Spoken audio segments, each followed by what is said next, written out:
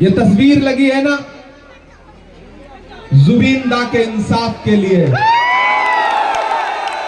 आपका एक एक वोट जुबिंदा के इंसाफ के लिए, आपका एक एक वोट मोहब्बत के लिए।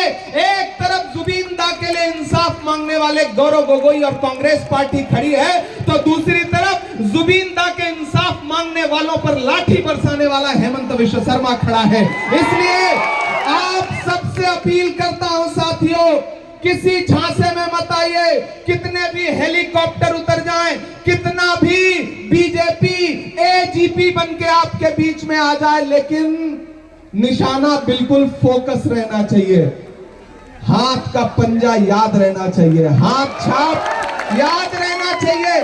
आपके बीच में लंबी तकरीरें करने नहीं आया हूं, बस आपसे ये कहने आया हूं साथियों कि ये वही असेंबली है जहां से आपने लोकसभा के इलेक्शन में पार्लियामेंट में अपने भाई, अपने बेटे रकीबुल हसन को 1 लाख से ज्यादा की लीड दे करके देश की पार्लियामेंट में पहुंचाया था। रकीबुल हसन जब देश की पार्लियामेंट में पहुंचते हैं तो पूरा पार्लियामेंट इनकी तरफ फख्र से देखता है कि एक एमपी आया है जो 10 लाख वोटों से ज्यादा जीत करके आया है। अभी ज्यादा दिन नहीं हुए, 2 साल पहले की बात है। अब फिर उस मोहब्बत को दिखाने का वक्त आ गया है साथियों। अपना एक एक वोट, मेरी माएं बहनें, मेरे नौजवान साथियों, अपना एक एक वोट नफरत के खिलाफ। मुझे पता है इस इलाके को डेवलपमेंट की जरूरत है, मुझे पता है कि आपके पास अपना कारोबार करने के लिए रास्ते नहीं है, सड़कें नहीं हैं। उन सारी चीजों को लेकर के एमपी साहब से भी बात हो रही है और आपका एमएलए जीत करके जब असेंबली में पहुंचेगा तो ये आपके मुद्दे पर लड़ेगा। बप्पी आप इधर आओ। बप्पी हमारा भाई है,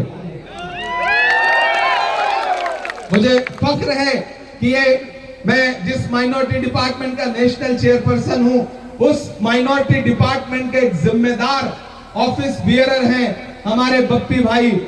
तो मैं आप सबसे साथियों गुजारिश करूंगा कि हमारे बप्पी के लिए अपना एक एक वोट लेकर के, हाथ उठाइए, ऐसे काम नहीं चलेगा। एक एक हाथ उठा करके ये एहसास दिलाइए कि आपका एक एक वोट हमारे बप्पी दा को मिलेगा। महबूब रहमान बप्पी को मिलेगा ना, मिलेगा ना, मिलेगा ना। एक एक वोट लेकर के घर से बाहर निकलिए और ये एजीपी वाले या बीजेपी वाले को फायदा नहीं पहुंचाना है। राहुल गांधी जी ने अपना नुमाइंदा बना करके बप्पी को आपके बीच में भेजा है। बप्पी को एमएलए बना करके असेंबली पहुंचाइए। एक तरफ हेमंत विश्व शर्मा की नफरत खड़ी है तो दूसरी तरफ आपका गौरव खड़ा है, असम का गौरव खड़ा है। एक तरफ 5 साल में पूरे स्टेट में अब उद्योगपतियों को जमीनें बेचने वाला मुख्यमंत्री खड़ा है, तो एक तरफ तरुण गोगोई साहब का लखते जिगर खड़ा है जो आपके बीच में आके कह रहा है कि एक बार असम को हमारे हाथ में दीजिए, हम असम को पूरे हिंदुस्तान का सबसे खूबसूरत स्टेट बनाएंगे। दोस्तों,